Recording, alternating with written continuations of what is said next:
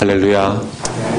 오늘 예배에 나오신 여러분들, 주님 만나는 은혜가 이 예배 가운데 있으시기를 예수님의 이름으로 축복합니다. 믿음을 가지고 신앙생활을 하는데 그 믿음이라는 것이 눈에 보이지 않는 것이기 때문에 우리가 어떻게 정의하기도 때로는 어려울 때가 있고, 믿음을 실제로 자기가 능력으로 가지는 것이 참 답답하고 어려울 때가 있습니다. 오늘 설교의 제목이 무엇이든지 내 이름으로 구하라. 무엇이든지 내 이름으로 구하라. 정말 좋은 말씀 아닙니까? 오늘 14절에 있는 말씀이 내 이름으로 무엇이든지 내게 구하면 내가 행하리라. 너무 좋은 말씀 아닙니까? 내 이름으로 무엇이든지 구하면 내가 행하리라. 여러분, 그런데 예수님의 이름으로 무엇이든지 기도하셨을 때 어떻게 다 받으셨습니까? 예, 이 부분에는 아멘 소리가 별로 잘 안 나와요. 뭐 받으신 것도 있고 안 받으신 것도 있고 못 받으신 것도 있고 기다리시는 것도 있고 뭐 그렇습니다. 아니, 예수님께서 분명히 내 이름으로 무엇이든지 내게 구하면 내가 다 행하겠다고 말씀하셨는데 어떻게 된 일입니까? 분명히 이유가 있는 말씀이고 이것이 진리의 말씀이라면 우리가 앞뒤를 좀 살펴보면서 예수님께서 이렇게 하신 말씀의 진위를 우리가 좀 파악해 볼 필요가 있다라는 것입니다. 우리도 지금 믿음 생활하는 것이 쉽지 않고 예수님을 믿고 하나님을 믿고 살아가는 것이 쉽지 않듯이 우리뿐만 아니라 오늘날의 우리뿐만 아니라 예수님과 함께 있었던 제자들도 쉬운 것은 아니었습니다. 예수님께서 이렇게 이야기하십니다. 요한복음 오늘 본문 14장 9절에 예수께서 이르시되 빌립아, 내가 이렇게 오래 너희와 함께 있었는데 내가 나를 알지 못하느냐. 3년 동안이나 너희는 나와 함께 있었는데 어떻게 너희가 나를 잘 알지 못하느냐. 이렇게 알지 못하느냐. 이런 말씀을 예수님께서 하십니다. 예수님과 함께 한 3년 정도 있었다면 분명히 예수님에 대해서 하나님의 아들이 확실하구나. 이런 것들을 좀 깨닫고 알면 좋을 텐데 예수님이 보실 때 제자들의 믿음이 그 정도의 수준에 지금 이르지 못하는 것입니다. 그러면서 예수님께서는 요한복음 4장 11절 오늘 말씀에 이런 말씀을 하십니다. 그런데 이제 너희들이 나를 온전히 믿게 될 것이고 너희들이 나를 온전히 믿게 되면 이제 너희들은 내가 하는 일을 할 것이며 내가 한 것보다 더한 일도 하게 될 것이다. 이런 놀라운 말씀을 하십니다. 예수님이 어떤 일을 하는 것을 제자들이 그동안 봐왔습니까? 예수님의 말씀이 선포될 때 그동안의 말씀을 들어왔던 랍비들을 통해서 들어왔던 그 말씀들과는 전혀 비교가 되지 않는 말씀을 예수님이 행하셨고 예수님께서는 귀신을 쫓아내시기도 하셨고 예수님께서는 심지어는 죽은 나사로까지 살리기도 하셨습니다. 그런 예수님이 하셨던 말씀과 또 치유의 그 사역들을 예수님께서 그 제자들이 이제 할 뿐만 아니라 예수님이 했던 일들보다 더 크고 놀라운 일들을 하게 될 것이라고 예수님이 제자들에게 말씀하시는 겁니다. 아니, 지금 믿음의 확신도 부족한 그들이 예수님의 일을 어떻게 하며 예수님보다 더 놀랍고 큰 일은 어떻게 해낸다는 것입니까? 그래도 우리에게 있어서 붙잡고 싶은 말씀은 오늘 본문 14장 13절과 14절의 이 말씀이죠. 내 이름으로 무엇을 행하든지 내 이름으로 무엇을 구하든지 내가 행할 것이다. 내 이름으로 무엇을 구하든지 내가 행하리라. 이 말씀은 그래도 믿고 싶고 붙잡고 싶은 말씀입니다. 예수님께서 과연 이런 말씀을 주신 이유가 무엇이었을까요? 말씀드렸지만 예수님께서는 제자들이 믿음이 부족하다는 것을 알고 계셨습니다. 오늘 우리를 향해서도 마찬가지이죠. 예수님이 우리의 믿음도 부족하다는 것 알고 계십니다. 사람마다 믿음의 수준도 다르다는 것을 다 알고 계십니다. 오늘 처음 교회 나온 사람의 믿음과 10년, 20년 된 사람의 믿음과 하나님을 체험한 사람의 믿음과 하나님을 이론적으로 귀로만 들은 사람의 믿음과 직접 하나님의 일을 경험하고 눈으로 본 사람의 믿음이 다 다르다는 것을 하나님 알고 계십니다. 오늘 여기에 와 하나님을 예배하는 분들 가운데 처음 나오신 분들이 있다면 하나님을 믿는다는 것이 무엇인지 깨닫게 되는 시간이 되시고, 하나님을 잘 믿기 위해서 신앙생활을 열심히 하신 분들 중에서는 더 하나님이 기뻐하시는 신앙생활이, 더 하나님께서 원하시는 믿음이 무엇인지 발견하고 그 믿음을 주님 앞에 올려드리는 시간 되시기를 예수님의 이름으로 축복합니다. 오늘 본문 14장 7절 말씀에 너희가 나를 알았더라면, 너희가 나를 알았더라면, 이 말씀 앞에 한글 성경에 번역되지 않는 정확한 원어 성경에 있는 단어가 있는데 헬라어 전치사로 에이라는 단어입니다. 이것은 만일이라는 뜻이죠. 그래서 만일 너희가 나를 알았더라면, 이것이 정확하게 번역해 놓은 말씀이라고 할 수 있습니다. 예수님이 제자들을 향해서 만일 너희가 나를 알았더라면, 이 말 뜻은 무엇이죠? 너희들이 나를 잘 모른다는 뜻입니다. 제자들 너희들이 나를 잘 알지 못하기 때문에, 만약 너희들이 나를 알았더라면 나도 알고 내 아버지도 잘 알았을 텐데. 그런데 예수님께서 놀라운 말씀을 하십니다. 그러나, 계속 올려주세요. 계속 좀 띄워주십시오. 그러나 이제부터는 너희가 그를 알았고 또 보았으리라. 예수님과 하나님을 의미하는 것입니다. 그러나 이제부터는 이 이제부터는 무엇을 의미하겠습니까? 이제 잠깐 후면, 이제 곧 그를 보게 될 것이고 알게 될 것이라는 것. 이제 곧 있게 될 일이 무엇입니까? 예수님께서 십자가를 지시는 사건 아닙니까? 지금까지 내가 하나님의 말씀을 전하기도 하였고 하나님의 그 놀라운 기적의 역사를 보여주기도 하였지만, 가장 확정적으로 예수님께서 하나님이시라는 것을, 하나님의 아들이시라는 것을 보여주는 가장 명확하고 분명한 사건은 예수님의 십자가 사건이라는 것입니다. 여러분, 세상에 많은 종교들이 있습니다. 그 종교들 중에서는 신을 믿는 종교도 있고 철학적인 종교도 있습니다. 우리는 신을 믿는 종교이죠. 그 중에서도 예수님을 하나님으로 믿는 기독교를 우리가 믿고 있습니다. 여러분, 유대인들이라고 하면 당연히 선택된 민족이니까 최소한 유신론자라고 다들 생각하실 텐데, 유대인들 중에서도 하나님을 믿지 않는 사람들이 있습니다. 유대인들 중에서도 현재 하나님을 믿지 않는 사람들이 있습니다. 오늘날과 같은 과학시대에 눈에 보이지도 않고 또 증명해낼 수도 없는 그 하나님을 어떻게 믿느냐라는 것이죠. 그것에는 유대인도 빠지지 않습니다. 비과학적인 것이고 맹신적인 것으로 여긴다라는 것입니다. 그런데 예수님께서는 정말 십자가를 통해서 내가 하나님의 아들이라는 것을 보여주시는데, 그 이유가 뭡니까? 여러분, 십자가 안에 가장 확실한 하나님의 인간을 향한 사랑이 들어있습니다. 십자가 안에 완벽한 하나님의 능력이 들어있습니다. 십자가 안에 완벽한 의로움이 들어있습니다. 십자가 안에 어떤 죄인도 용서하실 수 있는 은혜가 들어있습니다. 그러므로 우리가 예수님이 정말 완벽한 하나님의 아들이시고 하나님이라는 사실을 확인하고 싶다면 언제라도 무엇을 봐야 하냐면 예수 그리스도의 십자가를 바라봐야 되는 줄로 믿습니다. 여러분, 십자가를 바라보셔야 합니다. 우리가 십자가 안에서 우리의 믿음의 정체성을 발견하지 못하면, 자칫 잘못하면 잘못된 신앙생활 할 수 있습니다.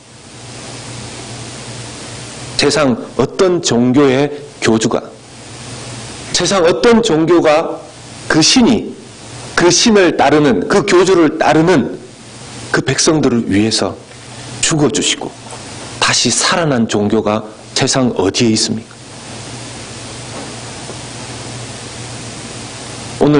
오늘날 14만 4천 명을 모으면 자기들 그 안에서 구원 얻을 수 있는, 그렇게 주장하는 데가 있죠.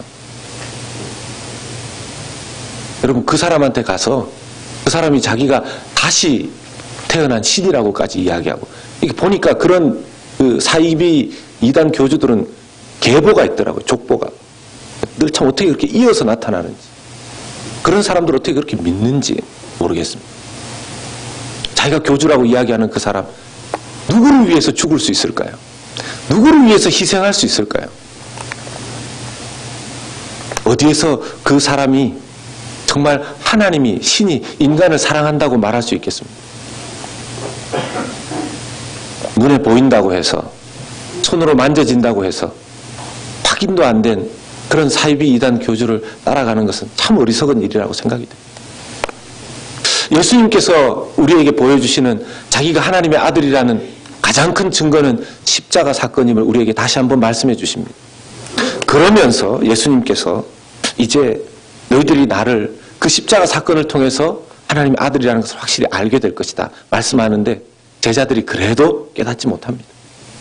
빌립이 한 번 더 제자들을 대표해서 자신들의 의심을 이렇게 이야기합니다. 오늘 본문 14장 8절에 빌립이 이르되 주여 아버지를 우리에게 보여주시옵소서. 예수님, 그러면 하나님을 우리에게 좀 보여주십시오. 십자가 사건이 일어날 것도 모르기 때문에 빌립은 이야기합니다.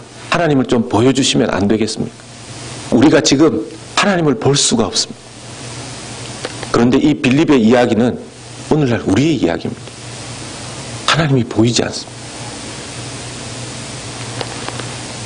오랫동안 신앙생활을 해도 하나님이 나와 함께 하신다는 그 확신이 생기지 않을 때가 정말 많습니다.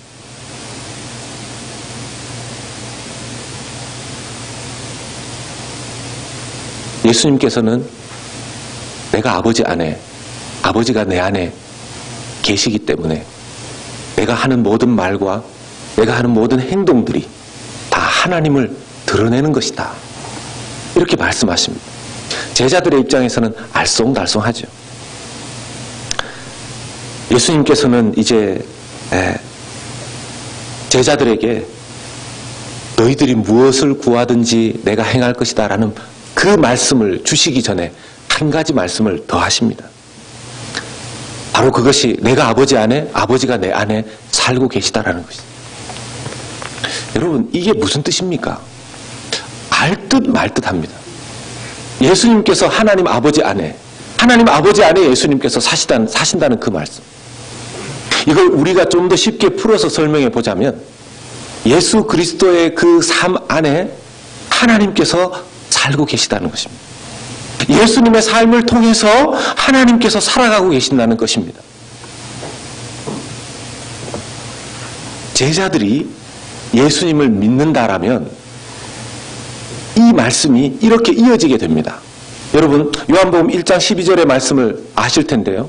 영접하는 자, 곧 그 이름을 믿는 자들에게는 하나님의 자녀가 되는 권세를 주셨으니, 예수님을 영접하는 자, 곧 그 이름을 믿는 자들에게는 하나님의 자녀가 되는 권세를 주셨다 그랬습니다. 그럼 이 말이 어떻게 연결이 되냐 하면, 하나님의 자녀가 되었다면 예수님처럼 우리도 그 믿는 자녀가 된 자들은 하나님 안에 거하게 되어 있고, 그 하나님을 믿는 자녀 안에 하나님께서 계시게 되어 있다는 것입니다. 또 이 말을 아까 예수님과 하나님과의 관계로 연결시켜보면, 하나님은 우리를 통해서 이 땅의 삶을 살아가신다는 것입니다. 이게 무슨 무당 굿하는 얘기가 아닙니다. 무당들 보면 죽은 누구가 자꾸 집안에 우환을 일으킨다고 그래서 무당 불러서 막 구슬합니다. 그럼 무당이 막 구슬하다가 갑자기 이상한 소리를 내면서 죽은 사람의 흉내를 막 내요. 그러면 그 무당 앞에 와서 이렇게 얘기하고 저렇게 얘기하고 막 그렇게 얘기하면서 죽은 혼령을 달랜다고 막 그렇게 합니다. 그런 의미에서 갑자기 무당처럼 누군가에게 그 신이 확 뒤집어 씌우는 그런 일들입니까? 예수님이 의미하시는, 하나님께서 우리에게 가르쳐 주시는 함께 산다는 의미는 그런 의미가 아닙니다.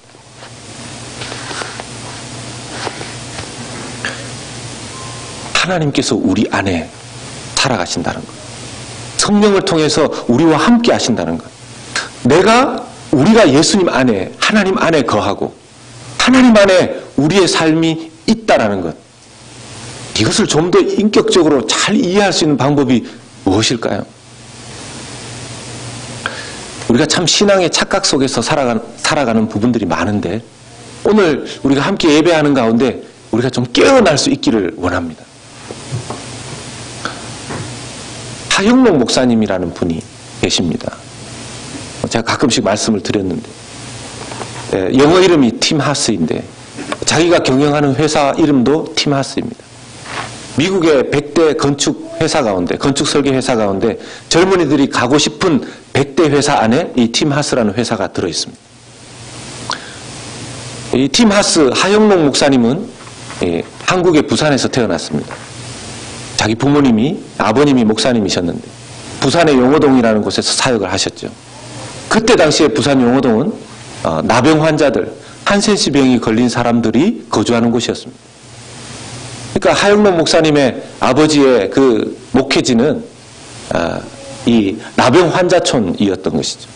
거기에 14년을 사역하셨습니다. 14년이라는 사역을 하시고 난 다음에 이제 미국으로 이민을 오시게 되셨는데 이민 온 후에도 이민 목회를 하시고 또 열심히 일하시고 필라델피아 지역에 거주지를 정하셨다고 합니다. 둘째 아들이었던 하영록 목사님은 열심히 공부했고 좋은 대학이죠. 유펜 건축과에 들어가서 졸업을 합니다. 그리고 좋은 건축회사에 들어가서 30대 젊은 나이에 중역이 됩니다. 성공한 거 아니겠습니까? 그리고 신앙생활도 나름대로 교회를 이렇게 다니면서 열심히 하려고 하고 그러던 어느 날 심장에 문제가 생겨서 고속도로 위에서 갑자기 멈춰서게 됩니다. 병원에 가보게 되었을 때 심장에 빈맥 현상이라는 것이 생겼는데 이게 너무 심각해서 심장 이식 수술 외에는 다른 방법이 없다는 판정을 받게 돼요. 약물을 쓰고 여러 가지 시도를 해보지만 결국은 심장 이식을 받기 위해서 병원에 입원하게 됩니다. 병상에 누워서 이 하영록 목사님이 이런 생각 기도를 하게 됩니다. 하나님, 우리 부모님은 가장 어려운 사역지라고 할 수 있는 나병 환자촌에서 사역을 하였고 저는 건강한 초등학교 친구들이 나병 환자촌에 살고 있다고 자기에게 돌을 던져서 피를 흘리는 그 상황 속에서도 자기 친구들을 원망해 본 적도 없고 미국으로 이민 와서 부모님은 밤에 야간 신학교를 가시고 낮에는 일을 하시면서 그렇게 자기를 키우는 것 때문에 자기는 열심히 공부했고 좋은 대학에 들어갔고 좋은 회사에 취직해서 열심히 일하면서 교회 다니면 하나님 앞에 영광 올려드리고 충실한 신앙인이라고 생각을 했는데 왜 제게 이런 시련이 오는 것입니까? 여러분, 이 정도면 이런 하나님 앞에서의 불평을 인간적으로 할 수 있지 않겠습니까?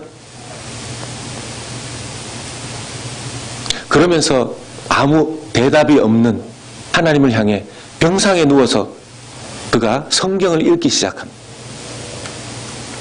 그가 그렇게 고백해요. 자기가 그 시간이 되는 그 기간 동안 성경을 끝까지 읽은 적이 단 한 번도 없었다. 그래서 영어로 2번을 읽고 3번째는 한국말로 성경을 읽습니다. 여러분, 제가 무슨 말을 드시려고 하시는지 아십니까? 누구라도 모태신앙으로 태어나서 신앙 좋은 부모님 밑에 자라면서 열심히 공부하고 좋은 대학 들어가고 좋은 학교, 직장생활 하면서 그래도 교회 다니면 그런대로 나쁘지 않은 신앙인 아닙니까?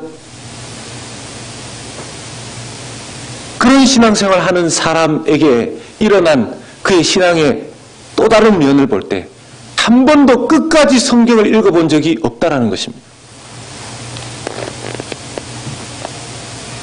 이것이 오늘날 우리가 신앙생활을 착각하면서 신앙생활하고 있는 오늘날 우리들의 모습입니다. 진지한 신앙생활, 하나님의 뜻이 정말 무엇인지, 내가 예수님을 믿고 예수님의 자녀가 되었다면 그 권세가 너무 빨리 결론에 도달해서 내가 하나님의 자녀가 되는 권세를 얻었기 때문에 무엇이든지 예수님의 이름으로 구하면 행하시리라. 그 결론의 말씀은 붙잡기를 원하지만 하나님이 내 안에 계시다라는 것, 그것을 알 수 있는 방법이 무엇입니까?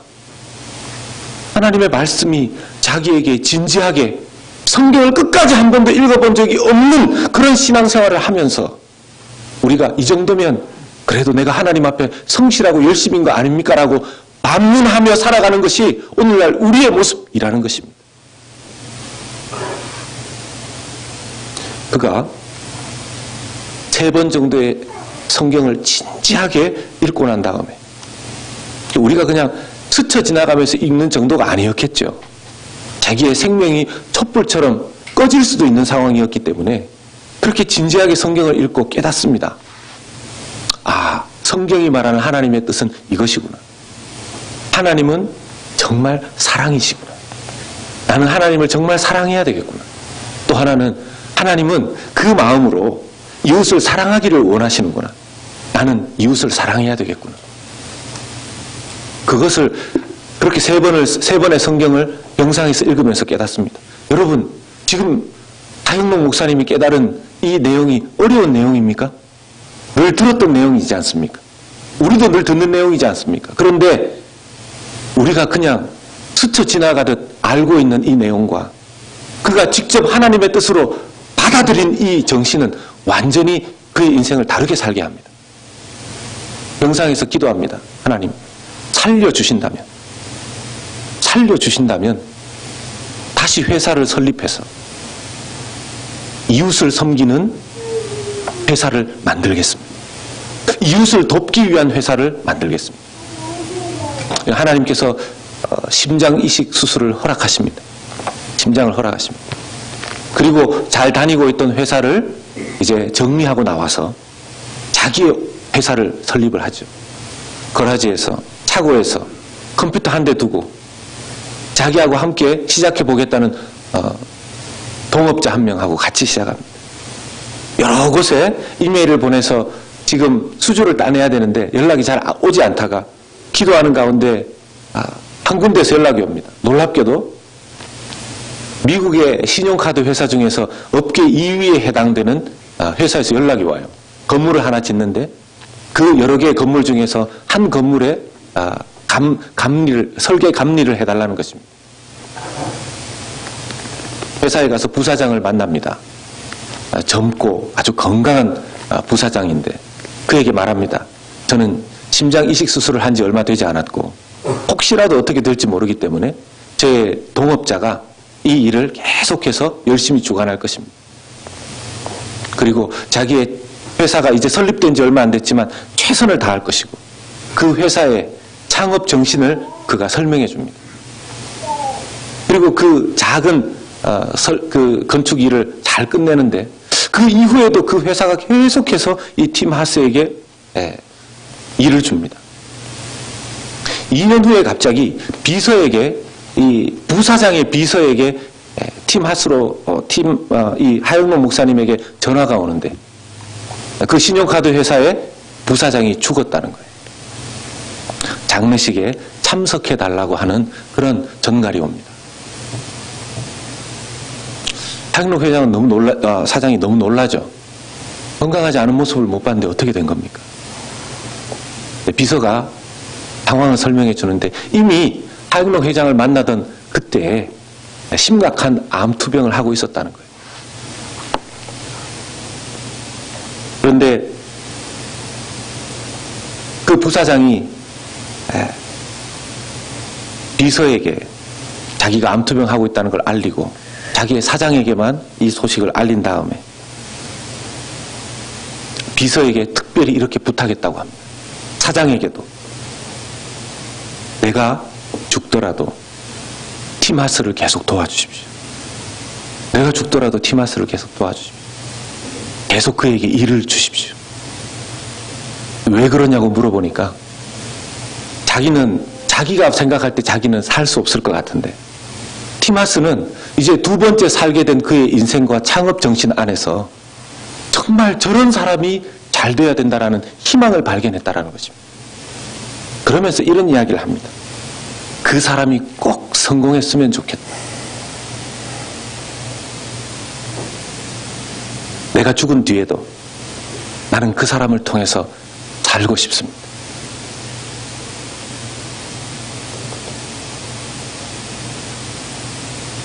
내가 죽은 뒤에도 나는 그 사람의 그런 삶을 내가 살지는 못하지만 그 사람이 살았으면 좋겠다. I want to live through him. 내가 그 사람을 통해서 살고 싶습니다. 그 사람이 예수님을 믿었는지 하나님을 믿었는지는 모르겠습니다. 그런데 그는 하영록 목사님 안에 거하시는 하나님을 본 것입니다.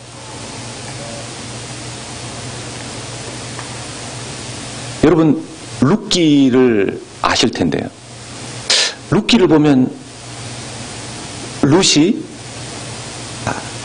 나오미의 며느리로서 이방 땅에서 자기 남편 죽고 자기 시아버지 죽고 하는 것을 다 봤습니다. 그리고 시어머니 나오미가 이제 모든 것을 정리하고 자기의 원래 땅 고향 유다 베들레헴으로 돌아가려고 할 때 이런 고백을 합니다. 룻기 1장 16절 말씀에 룻이 이르되 내게 어머니를 떠나며 어머니를 따르지 말고 돌아가라 강권하지 마옵소서. 어머니께서 가시는 곳에 나도 가고 어머니께서 머무시는 곳에 나도 머물겠나이다. 어머니의 백성이 나의 백성이 되고 어머니의 하나님이 나의 하나님이 되시리니. 룻은 모압 땅의 사람입니다. 유대인이 아니에요. 그런데 큰 며느리 오르바는 시어머니를 따르지 않습니다. 그런데 룻은 시어머니 나오미를 따라갑니다. 왜 따라갈까요? 시어머니 나오미에게 좀 재산이 있었을까요? 유다 베들레헴으로 돌아가면 팔자를 고칠 수 있는, 지금 다 3명이 과부예요. 3명이 과부. 자기가 태어난 것도 아닌 시어머니의 고향 유대 땅으로 돌아가는 룻, 그 결심, 그게 어떻게 가능했겠습니까?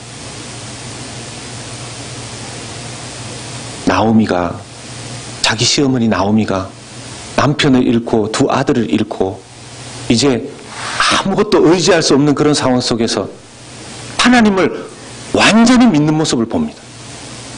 하나님을 인격적으로 자기가 모셔드리는 것을 봅니다. 전적으로 절대적으로 하나님을 의지하는 그 모습을 며느리 룻이 봅니다. 룻이 시어머니의 인격적 변화와 하나님을 보면서 그 하나님을 믿겠다라고 자기도 결심하게 되는 것입니다. 여러분, 오늘날 예수 믿는 사람들이 교회를 이렇게 많이 다니고 하지만 우리의 영향력이 이렇게 없는 이유가 무엇일까요? 교회 다니는 남편이 아내를 바꾸려고 하고, 교회 다니는 아내가 남편을 바꾸려고 하고, 교회 다니는 부모가 자녀들에게 신앙생활을 말하지만 그들이 아무 영향을 받지 않는 이유가 뭐겠습니까? 부모 세대가 그렇게 열심히 교회를 다녔지만 자녀 세대가 그 부모 세대의 믿음을 잘 받지 않는 이유가 뭐겠습니까? 그들 안에 믿음의 말은 하지만 인격적으로 그 안에 살아계신 하나님을 볼 수 없기 때문 아닙니까? 내 안에 거하시는 하나님, 내 안에 살아계신 하나님, 내가 빛의 아들인 것을 굳이 설명해 주지 않아도 내 안에 정말 하나님이 계시면 사람들이 알게 되어 있습니다. 잔소리하지 않아도, 전도하지 않아도 교회로 나오게 되어 있는 것이죠. 하나님께로 나오게 되어 있는 것이죠.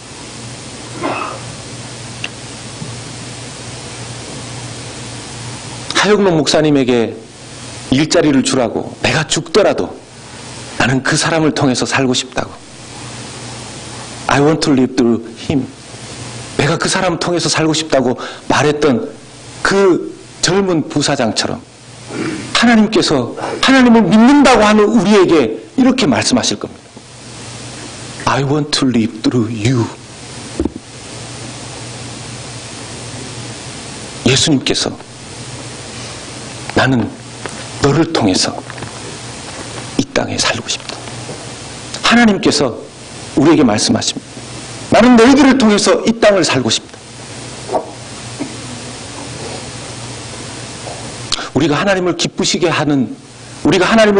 하고자 하는 마음은 이 믿음을, 이 하나님의 소원을 우리의 마음에 품을 때, 우리 오늘 설교의 제목처럼, 주제처럼, 그때 무엇이든지 주님 앞에 구하면 주님께서 행하시는 줄로 믿습니다.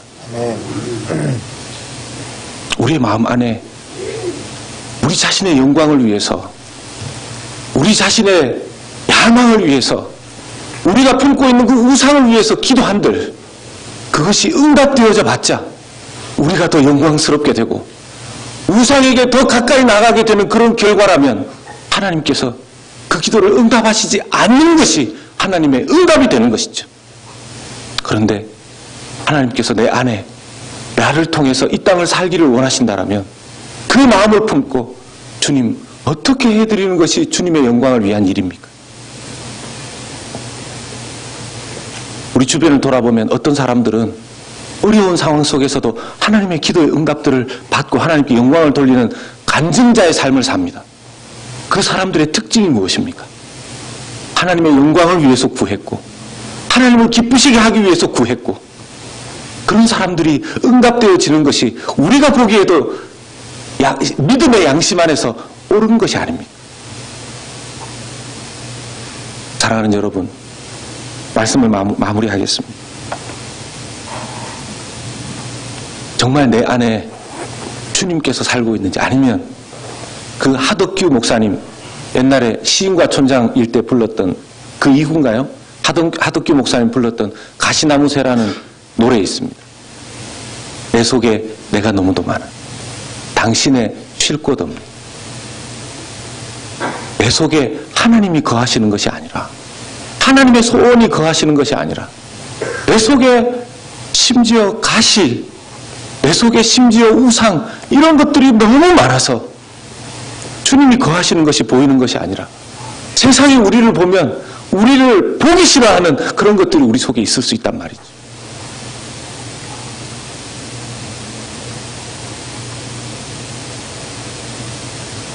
사랑하는 여러분, 정말 예수님을 모셔드리기를 원합니다. 우리 안에 우리를 통해서 살기 원하시는 그 예수님으로 모셔드리기를 원합니다. 하나님의 소원을 우리의 마음에 품기를 소원합니다.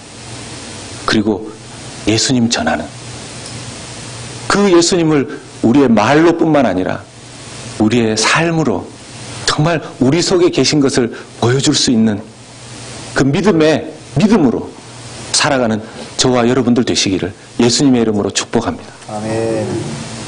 기도하십시다.